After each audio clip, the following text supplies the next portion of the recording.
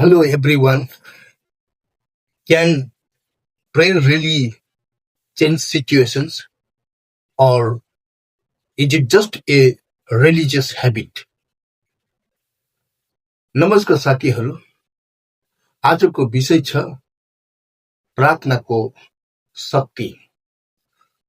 प्रार्थना केवल रुटिन होइन, it brings real change in real life.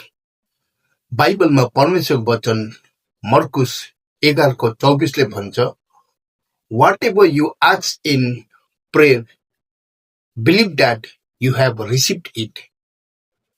Number 1, प्रार्थनाले मनलाई शान्त बनाउँछ। नम्बर 2, प्रार्थनाले परिस्थिति बदल्न सक्छ। नम्बर 3, प्रार्थनाले विश्वास बलियो बनाउँछ। Prayer is not your last option. It should be your first response. तर अन्तिम कुरा के हो भने, के तपाईँ रेडी हुनुहुन्छ यो ह्याबिटलाई लाइफ लङ बनाउन? Next episode is the last. God bless you all.